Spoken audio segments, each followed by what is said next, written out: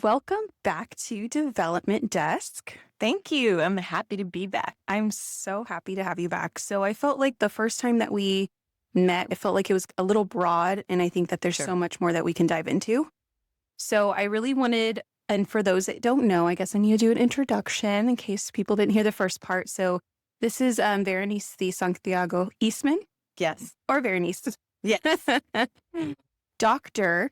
And so she specializes in working with teens, but right now is a lot of your clients are college age. Both. I'd say both. Okay, both. Yeah, they're okay. a great mix. And you have a private practice where you do counseling, private evaluations, also have a history of working in the school, so also a school psychologist. So a lot of your information is just really relevant to parents that listen to this podcast. So I wanted to have you on. This is this topic that we're going to get into today, emotional independence and tools for teens or tweens, is something that I think is really important for parents, whether they're in special education or general education students, to really have tools in their toolbox as parents, because it's something that I hear at probably 90% of the meetings that I have with parents at these ARDS or IEP meetings, and it makes such a difference when we're thinking about transitioning to middle school, transitioning to high school, transitioning to the real world, if you will. And I think that it would be so beneficial for parents to really kind of understand what that is, the importance of it. So I guess we can start by that. Sure. Why is emotional independence? Why does it matter? How do you define it so that we can understand what we're talking about on the podcast? Sure. Do you mean like how does emotionality develop, or are you talking more about how does one manage one's emotions aside from their parents? Right. How do they manage their emotions aside from their parents? Sure. Mhm. Well, that's a very broad topic, but I think I'm on your same wavelength where we're looking at hoping that as they're younger, they completely rely, when they're born, they're tolerated to completely rely on you to be able to understand their emotions, their own feelings, and respond to them. So you're 100% of the time responding to their emotions with what they need in that moment. And then if we skip and fast forward all these great years, by the time they get to college, you want them to be able to identify their own emotions, maybe perhaps identify some ideas of what they need to do, what their emotions are telling them, how to interpret their emotions, how to interpret other people's emotions, and then maybe have a little bank of like, these are my next options, rather than saying like, hey, mom and dad, what do I do next, right? So when we think about how to develop and how to really look at that, it is definitely a scaffolding approach where you just start off 100%. And then with all of my families that come in, especially, well, because I work with adolescents, we say, okay, by the time they're in college, right, we want them to be able to pick up the phone and say, this isn't going so hot, and I've tried these things. What do I do next? Can I have some advice? Because I think when families come into my practice, that's their number one fear is I hear about the college student that made it through the first semester or the end of the year. You're by obviously the a mom to say first trimester. Yes, right? The first trimester. No, wait, these are semesters. And they flunk out or something happens. Yeah. And then they come to me and they're like, I don't want that to happen to my child. Yes. And so a lot of that is, well, how do we not only identify our own emotions, but also be able to respond to them, even if that includes asking for help and locating resources that they need. I see. So that is extremely important in future success. Yes. And eventually, I try to conceptualize this in meetings for parents.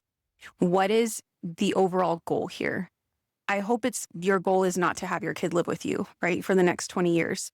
And so if our overall goal is to create these human beings that are going to function in society and be successful in college and have successful relationships, career, this is why it is so important, is this emotional independence from parents, and how do we get them there? Yes. I like the concrete example of college because we do hear that a lot. Right. I feel like even more recent Right. because we, as a society, I feel like are really struggling with getting our young adults or young, I guess, teens also, Mhm. our teens ready for that real world and ready for all the expectations and responsibilities. Right. There's that launching gap. Yes. So I It's know, coming later. yes. So I know that we're going to focus mainly on teens in the episode, Mhm. but I want to just kind of like take a little snapshot picture. What does that look like, let's say in childhood? Around 7, 8, 9, 10. What does that look like? Right. And I think it looks different for everybody. Understanding and really integrating the idea of neurodiversity might Hmm. make things a little bit more complex. And Hmm. so we do have a developmental framework that we have an idea of what it might look like socially, emotionally, physically, even intellectually and cognitively. But we want to be able to, for your own family, you kind of clicked on a point was we want to be able to work backwards, right? If I want my child really to be out of my house by the time they're 18, then let's work backwards to see like, am I where I need to be when they're a freshman in high school? Am I where I Mm. need to be as a middle school? Am I where I need to be third grade? And so I think that makes it a little bit more individualized and more also oriented towards your family and your culture and then your values as a parent. So it looks a little bit differently. One of the great resources that is fairly new is there's a lot of research going on into looking at independence in childhood. Mm. And so I have young children. I have a 9-year-old, a 6-year-old, and almost 2-year-old. Oh my And gosh, she's so almost 2. I am. That's wild. I know. When did that happen? But it happened. And so my 9-year-old and my 6-year-old, they do have, I do have goals as to where I want them to be personally in a place where I want them to be also depending on our family, our own family values. Right. I think for like, if you're looking at what we want them to do, like just for an example is by the time they are in graduating elementary school, right? We want them to be able to order from a restaurant independently. We want them to be able to go get the mail. We want them to be able to communicate their own feelings and perhaps sit with their feelings for a long time. I would say long, maybe 20 minutes, Hmm. be able to kind of breathe in through their own feelings, understand their own feelings, and use that feelings. We want them to be able to be bored and and use creative strategies to Love that. manage their time.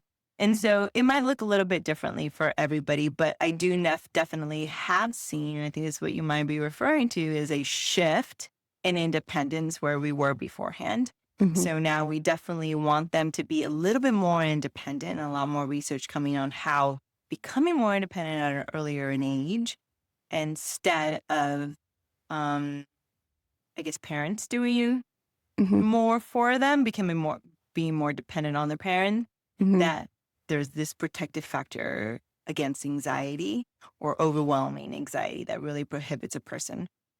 So I think those are some examples of where we want them to be. But for each family, it's different. And I think sometimes you can also kind of get an idea. I know that blanking on his name, but his last name's Ortiz. He has a great table that he's developed on looking at some of what are those behavioral actions that children are doing that need to Hmm. do that encompass all of these emotional skills by age 6, 7, 8, 9. And Oh, that I gives love you a that. little bit of a framework. And I can share that if you want to share Yeah, yeah, with your absolutely. audience. But using something like that and then adapting that to what your family believes and what your family would like to, um, the values that your family would like to adopt would be a good place to start. Okay. Yeah, I think that's really important is also looking within as a parent to figure out what is important.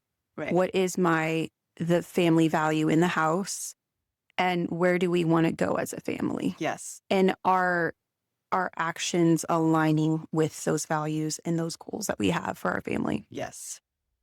But I also like the concrete examples too, because I know we all resonate, Right. with that, like the ordering food at a restaurant. And I think there's also some research, and correct me if I'm wrong, with when it comes to allowing our children to be more independent, we're also building that self-efficacy, the confidence also within themselves. Absolutely.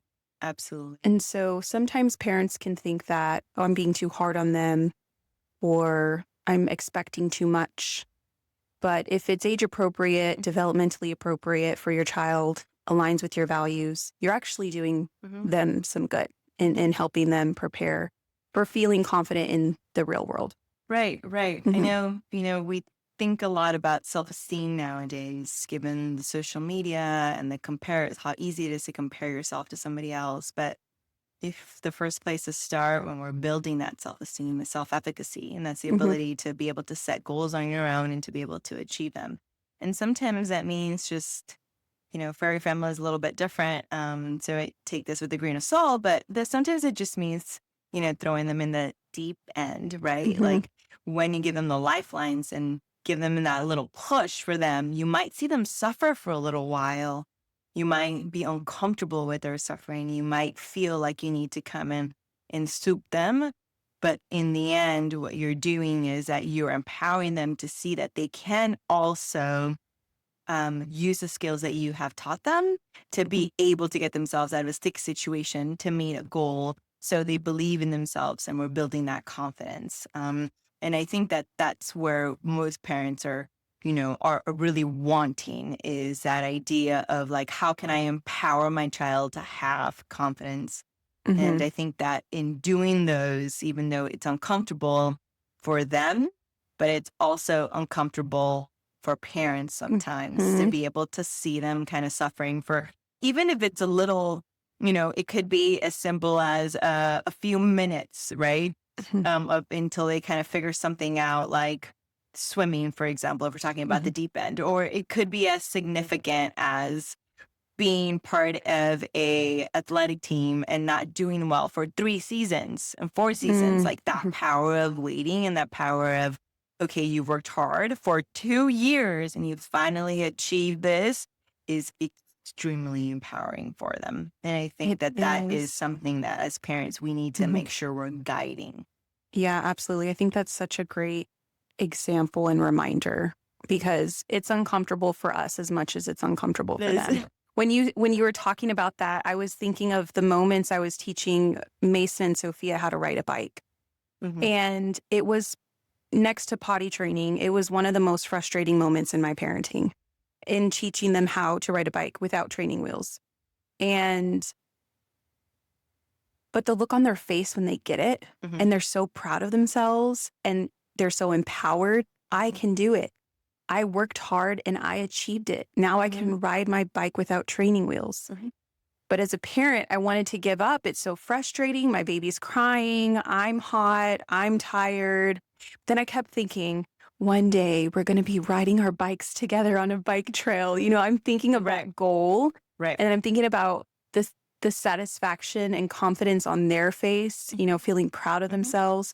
So sometimes when we can be stuck in not wanting to sit in it, we have to again go back to what's my value and what are our goals. Right, right. And I think, I don't want to get us off track, but also communicating what your own values or why you're doing something in advance and reflecting on it afterwards is key to that parenting piece, right? It's like, I could have swooped in and saved you, but I didn't. Why? Because we do hard things on our own and I knew that you were going to be able to conquer it. Right. I love And that. so, like, when you see yourself, like, when they see you being confident in their ability, then they're like, okay, Mm. right? And Yeah. so we always definitely want to connect the pieces with them and want to debrief afterwards, but then also prepare them for that. And then Right. sometimes it does mean a little bit, you're riding bike, like definitely not my proudest parenting moment, but I remember, all my children have different temperaments, but one of them is particularly more fearful. And I knew she was afraid of falling. So I just gave her a little push to fall over the grass, Mhm. and she Yeah. fell and she's just like, and I'm like, it wasn't so bad, was it? Like, you're Yeah. okay, but Yeah. it wouldn't work for all of my children, but it did work for her. because Right. that was her biggest fear. That was what was kind of keeping and prohibiting. So I think the more in tuned we are with our own children, the more we can be able um, to create their greatest fear in a way that does become empowering when they do face it. Yeah, absolutely. It goes into really parenting for knowing your child. I reference a lot of the book Conscious Parenting, and I think you had recommended that book to me, or maybe it was a Conscious Family. I don't know, but and she talks a lot about that. It's Mhm. just knowing your child so that you know where to meet them, and it helps to know how to work with them, what works Right. for them. hmm Yeah. Correct. Yeah. Okay. That was great. Thank you. So, okay, so now we know what that looks like in early childhood. Now, moving to adolescence, what might that look like for certain families, the emotional independence? Right. So it will definitely, again, go back to the same family and what their values are, what they're ascribing for. But if I think about what I would like from my child, my adolescent, I should say, my adolescent during their high school years, Mhm. and then moving forward in college, I think about what are the skills that they're going to want to do in college, right? Down to the basics, doing laundry, being able to clean their room, being able to negotiate with their roommate hours if they're, not sliding on the same or finding themselves with the same schedule. So communication is a very big one. Mm. Perspective taking, negotiation. They're pulling from my own examples and working with college students. I hear a lot of the time where there's a lot of dissatisfaction with how a professor will run a class. And there sometimes can be an inability to negotiate and Mhm. understand that, hey, this isn't my class. This is a professor's class.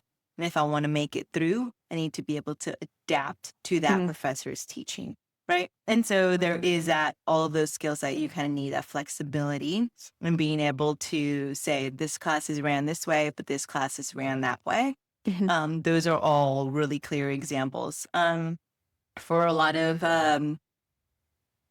for communication, family communication is a really huge one. And I always make, if it's non-existent or minimal, I always make family communication a goal for all of my adolescents that come in. Mm. Because by the time they're graduating, I want them to have a very deep connection with at least one parent so that if they do get into trouble, then they are going to pick up that phone without feeling shame, without feeling embarrassment, without feeling dissatisfaction or disappointment.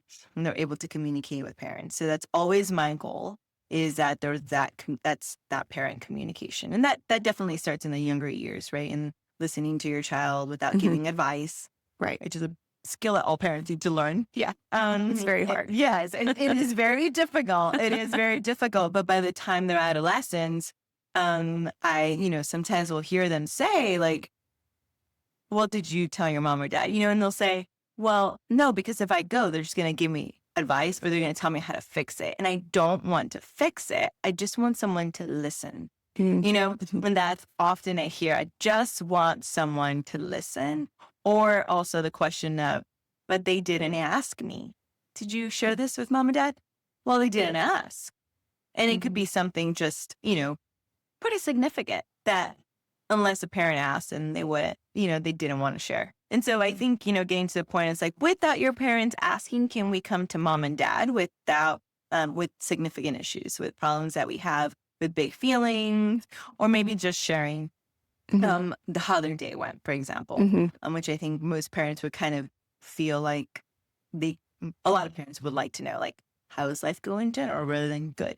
They want a more Right. thorough response, one that's like, okay, they're really doing okay. They're not hiding anything. They're not keeping something. So I think family communication during those 4 years of high school and preparation for college is pretty critical.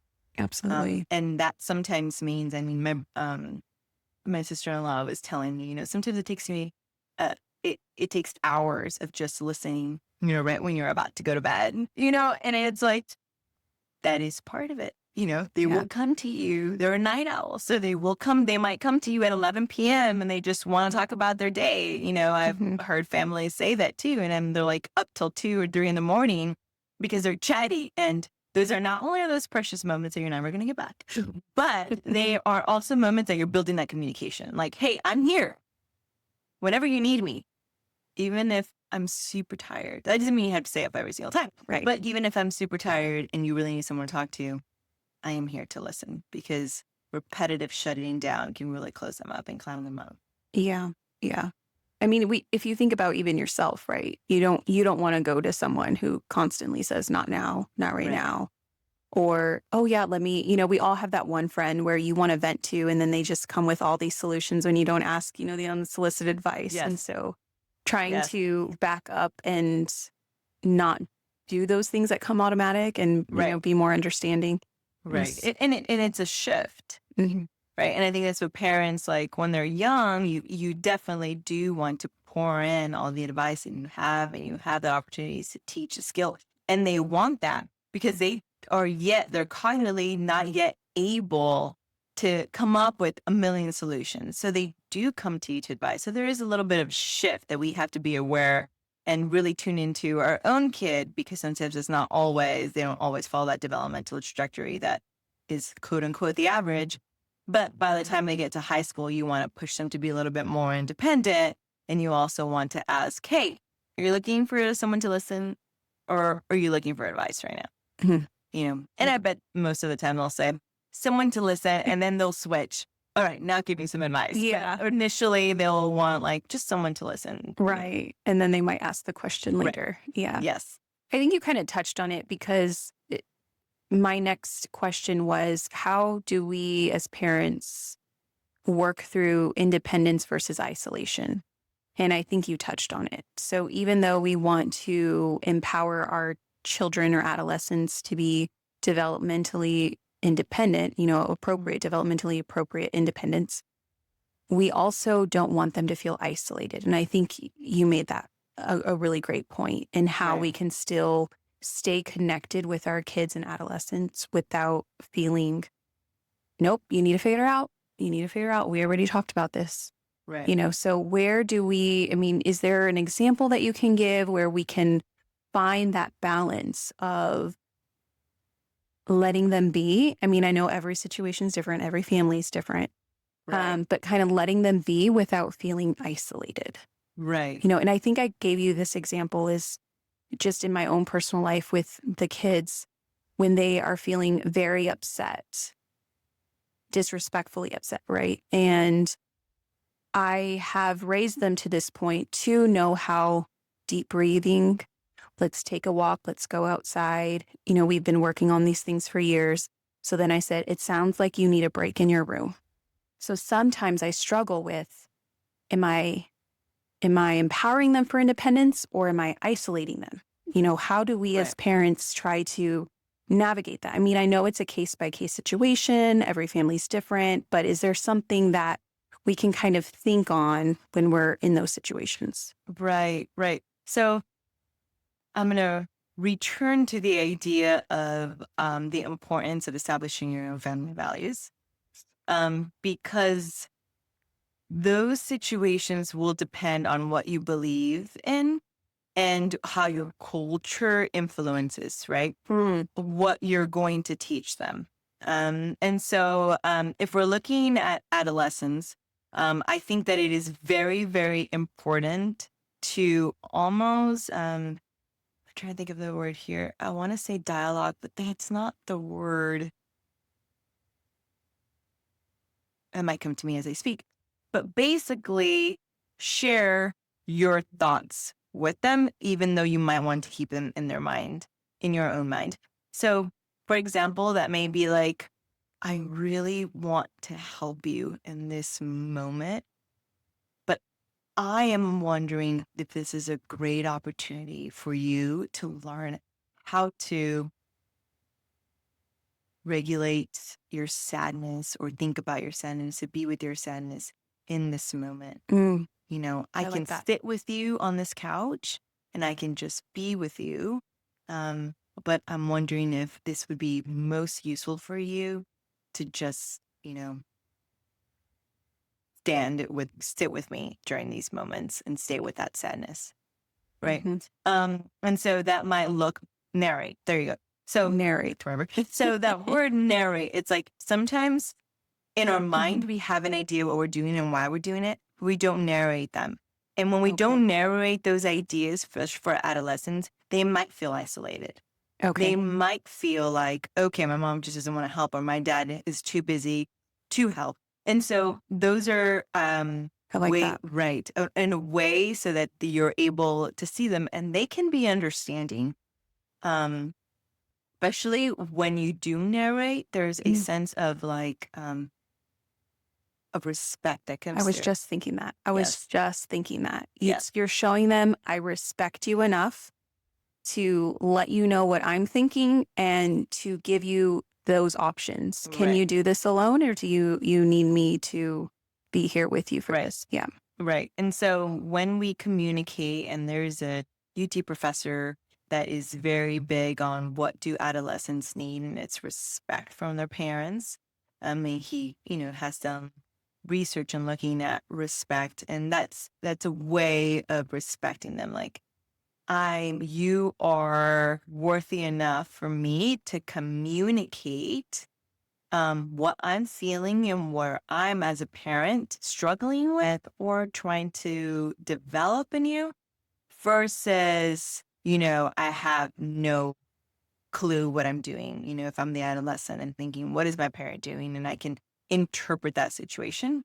And any adolescent and any child that's high in emotionality at that point is going to misinterpret. And Right. so you might at that point need to kind of help them to a place where they feel physiologically safe. And then they are able to kind of meet you where you're at in terms of what you're trying to teach them in that moment. So I think Mhm. narration is key.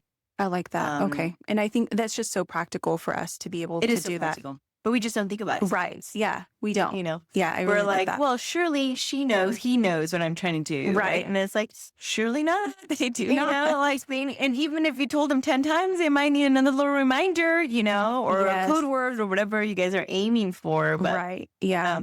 there's a lot that goes on in an adolescent's mind. They're I working through really, a lot. So, yeah, I really like that. It's very simple. It's easy to apply. We just have to also remind ourselves when we're caught up for yes. emotion. So I also want to talk about this. And I think, again, you've been touching on it, how reflection for the adolescent looking within is not just a character trait. It's a skill that we're trying to work with them since they're little, right? And how can we begin to help them, think about labeling their feelings or tracing them back to events or thoughts and what does that look like when we're trying to teach them this reflection? I think when you hit your adolescence, the skill that might be a bigger barrier is perspective taking because they can know very well, like, I feel very sad. I'm Mhm. feeling very angry. I'm feeling very jealous. I'm feeling Mhm. very upset. Hopefully, by the time they're adolescents, they're able to do that. But what they're less skilled at is understanding the actions, the behaviors, and the feelings of other people. Because of their just the area where they're in right now developmentally Mhm. as an adolescent.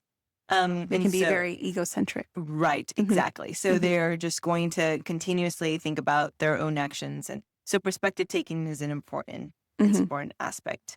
Okay. Yeah. So really helping, it's something that we start when they're younger, Hmm. helping them to label those feelings, helping them to think within.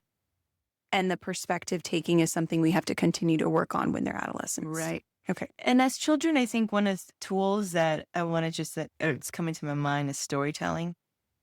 Um, Even before they develop language, there's a story to tell, and we want to tell that story. So you may see like even toddlers that are just barely beginning to develop their language and might just have for a few words. They will story tell using their actions or their words, right? Like they'll point or they'll show you, Mhm. Right. And so as a grow older, when you're listening to them share about anything that might be happening in their life, it's really nice to rephrase and tell them back to them in a way it's a story for them, right? Hmm. This is what happened. You were scared of the dark, and then you use these tools, and now you're comfortable in the dark, right? So there's a beginning, a middle, and an ending to it. And so as that storytelling tapping into that adolescence will Hmm. hopefully carry on into what their emotions are, how their Hmm. emotions are resolved. And again, what we're trying to equip them is their ability to say, I can handle my emotions, Right. and I can move towards a directed goal Right. that I have or a value. Yeah. I like how you can summarize that event for them, and it really helps them put all the pieces back together when you can Right. do that. Yeah. Right. And sometimes it's all they need to feel heard. Hmm. All this stems from my, 1.5-year-old. He hits himself, so he'll come back, he'll say, Mama, Mama, and then he'll point to where he's hurt, and then he'll point how he got hurt. And then all I just do is repeat it. And then he's like, He's fine. peace out. Like he's like ready to move on. And He needs someone just to know what right. happened. And it's at that Yeah. like the most simplistic form. But Mhm. then, I can also see it in my 9-year-old, and I can also see in the adolescents that I'm working with. Mhm. And you just regurgitate exactly what they say, and they're like, okay, Right. you heard. And then they can Yeah. move on. It's just this co-regulation piece that we often forget as an individualistic society, that we Yes. co-regulate. And when we feel heard, we can move on a lot quicker than when, you don't feel heard. That's Not such to a say that good it's going to prevent it point. fully, but it's That's a big such a part. good point. Right. Yes. I mean, because again, it goes back to even us as adults. We like to feel heard. We like for someone to really understand what I went through. Hey, this and this happened and this and that happened. Oh my goodness. Like to be heard, to be understood. Okay. They're craving that same thing from their parent. And I like how you said that there's healthy co-regulation. That's what Yes. us human beings are made to co-regulate with each Correct. other. So, Correct. Yes. as a parent, also, how would we know? And again, I know this is very broad, but if there's something that you like an example you can think of, or just like a broad idea application that you can think of when we need to start maybe seeing red flags, to step in versus stepping back. How do I know, okay, they have been trying to work through this problem alone. Now it's time for me to step in and be the parent to help them through this. How do we navigate that when we're trying to figure out stepping back versus stepping in? Like how, as a parent, do you make that decision? Yes. How do you make that decision? Right. I think the first place to start is to really reflect on what your goal is. Mhm. Are they on track to meeting this goal? Whether that's becoming independent when they go off to college, whether that's communicating with me when they're in problems, whether that is driving safely, whatever that goal may be. So we want to okay, they're on track to meeting that goal. Or are they not? Do I just need to give them a little bit of grace, or do they need a little bit of grit? So I think in making those decisions, I think you'll tend to feel kind of a gut feeling Mhm. when things are not going okay. And either there's withdrawal or irritability or anger Extended. over an extended period of time. Mhm. And so there is a point where you kind of want to step in and reconnect. Mhm. And that doesn't have to be in a very punitive way. Mhm. I think it's just a moment where you are able to witness and share that you're observing something that's a little bit off, and then ask for their feedback. Because I think Okay. during adolescence, again, when we go back to that respect Mhm. piece, it's Mhm. like, I need to completely sip in versus what do you think? And then you can Mhm. hear the thoughts. And they might say, no, do not step in. And at that point, you want to be able to respect that. As But long you as they're also want to physically put some safe. limitations. Right. Yes, as long as it's safe. Right. As long as there's some limitations too, as well as like, okay, can we give this one more shot where you try it on? But then if you don't try it, how can we work together to address this piece, right? Yeah. Can we go to counseling, for example? I think that's all a big one that parents ask is like, how do I make my kid go to counseling? How do I force them? right? How Yeah. do I force them to go to counseling because I think they really need the counseling piece? Right. And there's no buy-in, there's no counseling session, right? Right. Like there's just Yes. it's not going to be effective. Right. And so there's other things you can do in those moments, but I always asking for an opportunity to collaborate is going to be key. Once they feel heard, they're just more flexible, more Hmm. open-minded, and Hmm. more able to make those decisions when you are able to connect with them. Right. So, okay. So if I see for an extended amount of time that my teen is struggling, Mhm. irritable for maybe a week, I come and I say, this is what I've been observing. Do you need me to step in some way? Is there something that you need to tell me that we need to talk through? Okay. And then I can also set a boundary after that. No, mom, I don't need your help. Okay, I'm going to give you a few more days to figure this out. And then we're going to we're going to give another like solution, like give a hard boundary. I'm going to give you a few more days and then we're going to do X, Y, and Z. Right. I mean, yes. And I know, a week, I think you're giving an example. So a week might be Right. not a reason to go to counseling, Right. but Yes. Yeah. but I think at that point you're establishing like, okay, I'm gonna let you handle this. You can also add like, is there another person that you like to talk to? Can you talk to this person? Can you talk to that person? Can you talk to your older cousin or a respected adult or a community member? Right. Offering Just trying to those. exhaust Right. all the resources, community support. Yeah. Mhm. Okay. Right. If you don't feel safe with me, that's okay. And always letting them know, like, if you don't feel safe with me, that's okay. Is there someone else that you do feel safe talking or you feel comfortable talking with? Hmm. Because there is a lot of, um, there's a lot of reasons sometimes they don't want to come to you as a parent, and they Right. don't, and that often is, I don't want to hurt my parents' feelings. Mm, And that's tough, when you're yeah. kiddos that are like high achievers and, tend to have like are very goal driven and Hmm. are people pleasers. It's Yeah. very difficult to talk honestly to a parent because they don't want to hurt their feelings. Right. And so acknowledging that it has nothing to do with you and being open minded as a parent and guiding them to other people that can help is also a great tool for you to have. Right. And they'll see that and they'll be able to also notice how you handle that situation, and they Yeah. can apply it to their own selves. Right. I think that that's very practical. But like you said, a lot of these tips and insights that you've given, it takes a lot also as a parent to be able to be regulated and to step back and to, Yes.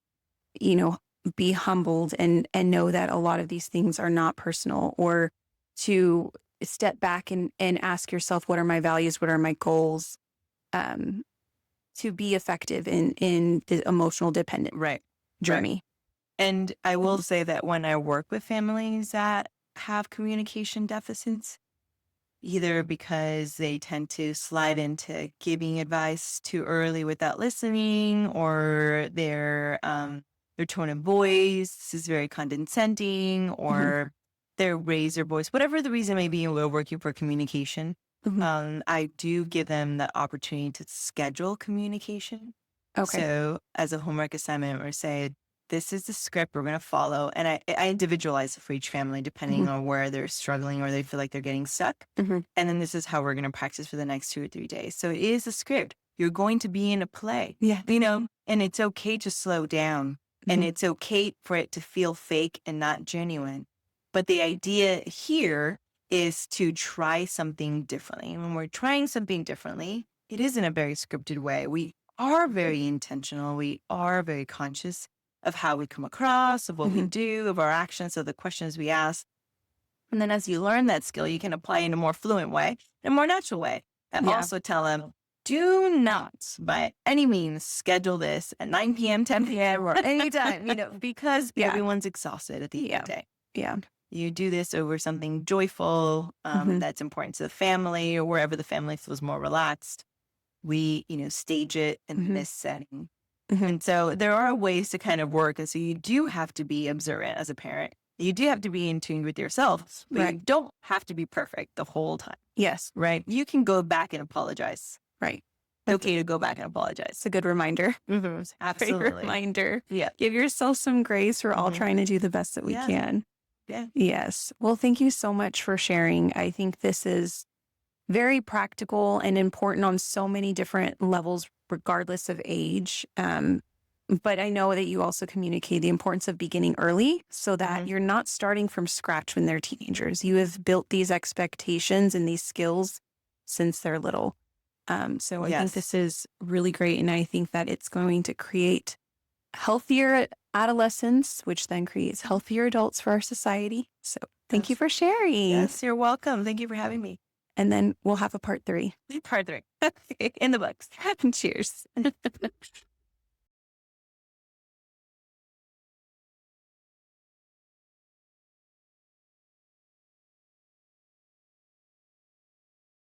All right.